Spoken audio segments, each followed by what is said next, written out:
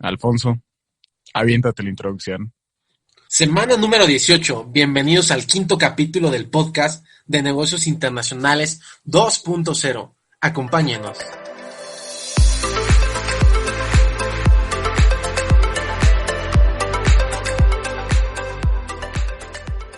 Como siempre, me acompañan Eduardo Mendoza y Emanuel Martínez para comentar, pues, qué onda, cómo vamos con el COVID, la actualidad, China también en el comercio internacional y sobre todo el tema de las negociaciones para modernizar el Telecuem que se dieron en esta semana y que son temas sumamente importantes y de coyuntura a nivel internacional.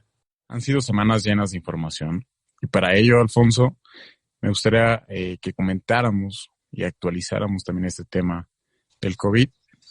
Tienes mucha razón, Eduardo. El COVID sigue dando de qué hablar y va a seguir dando que hablar por mucho tiempo más. También es cierto que el día de ayer, por ahí ya en México, llegamos a más de 20,000 casos confirmados. Y eso también es importante porque habla que estamos llegando a uno de los puntos máximos de la fase 3. Y es un proceso natural que están enfrentando todos los países, ¿no? Hemos visto que actualmente también por ahí en Asia, muchos países ya se empiezan a recuperar, el caso de China, el caso de Corea del Sur, en la Unión Europea también algunos países ya empiezan a disminuir el número de contagios, ya también la Unión Europea salió por ahí con algún plan económico para empezar a combatir el coronavirus de forma conjunta, algo que no se estaba haciendo porque se estaba tomando decisiones de forma unilateral y acciones de la misma forma, ¿no? Por ahí ya también tuvimos las declaraciones de Alejandro Werner, director para el hemisferio occidental del Fondo Monetario Internacional, que nos decía que ya hay dinero suficiente para poder en disposición de los países que lo necesiten después de esta contingencia. Por ahí también existe la propuesta de condonación de ciertas deudas, fondos disponibles, como ya lo había mencionado, para la reconstrucción y sobre todo empezar a enfocar los esfuerzos para salvar industrias estratégicas como el tema de la manufactura, el tema automotriz, el turismo, la agricultura, que son de las más afectadas a raíz de la pandemia, ¿no? También el Banco Interamericano de Desarrollo también salió a declarar que ya existe capacidad para salvar este tipo de problemáticas, ¿no? Puso a disposición 7 millones de recursos para financiar propuestas de cooperación y coordinación regional. Ya por ahí también está empezando a implementar medidas, sobre todo para proteger a las poblaciones vulnerables, para empezar a fortalecer el número de empleos que existen y en un futuro poder aumentarlos y sobre todo meterle más dinero al fondo de emergencias. Sin duda alguna, estamos viendo que el coronavirus está llegando a puntos máximos. Es momento de empezar a replantearnos el qué va a pasar después ante la crisis que se avecina. Acabas de mencionar algo muy importante y es que cada quien vive su propia realidad, ¿no? Hay partes o hay sectores de la población mucho más vulnerables que otros. Algunos ya trabajan o lo han venido haciendo desde hace aproximadamente mes y medio, desde forma remota, y pues algunos todavía siguen exponiéndose porque tienen una necesidad de trabajo bastante fuerte. Parcialmente, esperemos que esto vaya tomando pues ya niveles normales. La siguiente semana es un punto de inflexión muy fuerte y van a ser las semanas más fuertes en México de esta pandemia, pero esperamos que gradualmente vaya recuperándose esta situación, ¿no? Y sobre todo por la parte económica. Concuerdo completamente, ¿no? Se acercan semanas bastante importantes y coyunturales para el porvenir de la crisis. También es importante resaltar que el tema de la recuperación china, el tema de la recuperación de economías también como Estados Unidos o en su conjunto la Unión Europea, van a encaminar la recuperación del resto del mundo, sobre todo por la importancia que tienen el tema económico y el tema comercial. Es importante también ver qué papel puede tomar México y Brasil para la recuperación, al menos en Latinoamérica. Y en medio de todo esto, no olvidemos lo que nos acontece más en el ámbito que es el comercio internacional. Así lo dio a conocer la Secretaría de Comunicaciones y Transportes, el comercio exterior no se detiene. Y es por ello que hemos visto algunas cifras que salieron la semana pasada por parte del INEGI, en donde tuvimos mayores exportaciones que importaciones. Esto quiere decir que estamos vendiendo más de lo que estamos comprando. Estas cifras son muy buenas para nosotros, ya que históricamente es un dato que tenemos por primera vez un superávit con más de 3 millones en lo que va el primer trimestre de este año. Otro punto coyuntural que acaba de ocurrir en esta semana fue la confirmación por parte de Estados Unidos a México y Canadá sobre la finalización de su proceso de ratificación del Tratado México-Estados Unidos-Canadá, TEMEC, como adelantó a su Congreso hace una semana, como bien lo dije. Con esto, pues el TEMEC entra en vigor el 1 de julio del 2020. En reglas de origen, plazo de transición de 3 a 7 años y se pueden negociar arreglos especiales. El subsecretario para América del Norte, por parte de la Secretaría de Relaciones Exteriores, tuiteó: el TEMEC va.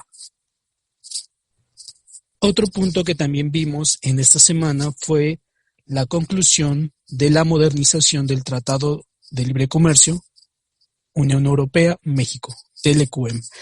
Y estos signos son vitales para México porque indican que estamos a punto de, o que estamos salvando el comercio exterior mexicano. También con otra tendencia que estamos siguiendo a través de la diversificación de mercados, como bien se había tomado desde la administración pasada en materia comercial y económica. Emanuel, ese es un punto muy importante en el cual, como mencionamos en anteriores ediciones, pudiera tomar México, o el mundo tal vez pudiera voltear a ver a México para localizarlo o situarlo como un punto geográfico y un país aliado para estas manufacturas y transformaciones que pudiéramos enviar a todo el mundo, ¿no? Sabemos que México pues cuenta con bastantes acuerdos comerciales, los cuales facilitan esta comercialización internacional, y pues tenemos muchos factores que nos pueden ayudar a crecer a un mediano plazo. Incluso los proyectos de infraestructura que se tienen contemplados van encaminados a esto, ¿no? Y en este sentido, Eduardo y Alfonso, si me permiten, pues la pregunta medular de todo esto es: ¿qué sigue? Ya tenemos un acuerdo global México-Unión Europea. ¿Qué sigue? Bueno, tenemos como primer punto, luego de la revisión jurídica, el texto deberá ser traducido por juristas lingüistas del Consejo de la Unión a los 24 idiomas oficiales. En segundo término, tenemos que al finalizar será sometido a la consideración del Consejo, compuesto por los jefes de gobierno de los países miembros. Por consiguiente, aprobado por el Consejo, las partes lo firmarán y se envía a la Cámara de Senadores de México y al Parlamento Europeo. Por cuarto punto, tenemos que el Parlamento Europeo no puede enmendar el texto, solo se limita a decir si se aprueba o no. Quinto punto, concluida la aprobación legislativa, inicia la aplicación provisional de aquellas partes que son competencia exclusiva de la Unión y de algunas compartidas con los Estados miembros, principalmente en el ámbito comercial. El siguiente punto, para que el instrumento entre en vigor en su totalidad, el poder legislativo de cada Estado miembro de la Unión Europea deberá aprobar el acuerdo. Cada uno lo hará siguiendo sus procedimientos nacionales, en los que intervienen parlamentos nacionales y regionales, caso de Bélgica. Por último punto, ratificado por la contraparte, en este caso México, el Consejo adopta la decisión final para concluir el acuerdo y se publica en el Diario Oficial. Y asimismo, pues bueno, tenemos ya un tratado ratificado y que va a entrar en vigor el 1 de julio del año en curso. Bien. La pregunta es aquí, Eduardo y Alfonso, si ustedes consideran pertinente pues la entrada en vigor en medio de toda esta crisis, en medio de toda esta pandemia, y si es que teníamos un estimado de un decrecimiento del menos 6%, ¿vamos a salvarnos con estos 2 acuerdos comerciales ratificados? Y cambiando un poco de tema, me gustaría platicar y saber su opinión de esta noticia que veíamos por parte de la prensa de Hong Kong, que desde el 11 de abril no veíamos al mandatario norcoreano Kim Jong-un.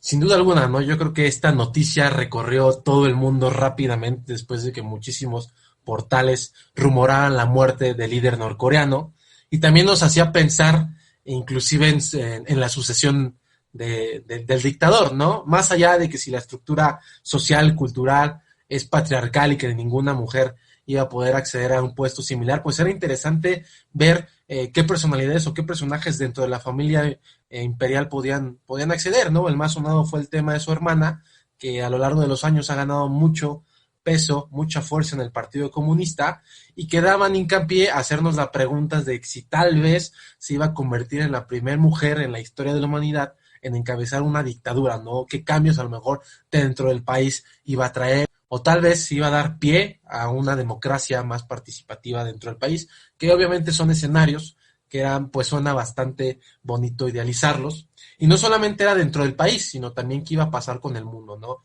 Y no solamente el tema de sucesión era lo importante, sino qué iba a pasar después, ¿no? Sobre todo en el tema de escenarios internacionales. ¿Qué política exterior iba a empezar a tomar Corea del Norte? A lo mejor hay temas con China, temas con Corea del Sur, que siempre son interesantes, y sobre todo temas con Estados Unidos. ¿Qué modificaciones iba a traer la muerte del líder norcoreano? Era un golpe fuerte para el sistema internacional. Era un escenario más sumado al tema de la pandemia. También me gustaría mencionar esta parte de Estados Unidos en la cual pues estamos viendo números y cifras algo alarmantes que desde la crisis de 1929 no veíamos, ¿no? En todas las bolsas, en los índices bursátiles y demás. Tenemos muy claro este dato de que existe una contracción en Estados Unidos del 4.8%, y por ahí un dicho que si a Estados Unidos le da una gripe, a México le da una pulmonía. Entonces, como bien sabemos, dependemos mucho de este país. Y bueno, la tendencia o los panoramas que yo vería serían de diversificar, ¿no? Aunado a esto, me gustaría mencionar otro tema que hemos vivido muy frecuentemente en México. Esta oportunidad de hacer negocios comprando a China y a otros países los insumos de salud. Dígase cubrebocas, dígase caretas, las famosas face mask y los trajes. Pero ¿qué pasaba? Y platicamos en la semana acerca de esto. Lo establecemos muy claro nosotros y como siempre les hacemos las recomendaciones que a nivel de transaccionar de manera internacional se deje todo muy claro por medio de las herramientas que tenemos. Emanuel, ¿cómo podríamos mitigar estos riesgos en el comercio exterior? Así es, Eduardo. Tenemos aquí dos datos de dos fuentes muy importantes. La primera es sobre el Banco Interamericano de Desarrollo, quien hace algunas recomendaciones en materia de política comercial y hace unas recomendaciones a los gobiernos precisamente para hacer frente a esta situación. Me gustaría leerlo textualmente: fortalecer y profundizar las iniciativas de integración regional, en este caso a través de los organismos como Mercosur, como la Alianza del Pacífico. Tenemos el SICA, el CAN, CARICOM y PROSUR. Asimismo, continúa la implementación de medidas para la eliminación de barreras, tanto arancelarias como no arancelarias, a la importación de productos, insumos, servicios médicos y del sector agropecuario, para fortalecer los sistemas de salud y asegurar el abastecimiento de cadenas productivas. Tercer punto, eliminar las restricciones a las exportaciones de productos, insumos y servicios médicos que no sean absolutamente esenciales y reducir su temporalidad. 4. Implementar medidas de facilitación comercial para agilizar el despacho de mercancías y asegurar controles seguros y eficientes de las autoridades nacionales en los pasos fronterizos. Como quinto punto, fortalecer las capacidades de la industria nacional y ofrecer incentivos para aumentar el abastecimiento de productos e insumos médicos a través de empresas locales, al mismo tiempo que se simplifican los procedimientos internos para obtener certificaciones sanitarias de productos necesarios para atender la pandemia y reabrir las economías.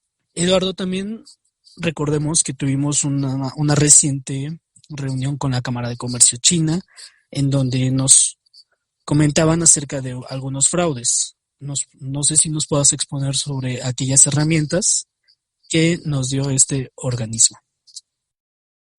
Sí, es correcto. De hecho, nosotros lo hemos visto de manera muy recurrente todo este tipo de fraudes que existen, porque realmente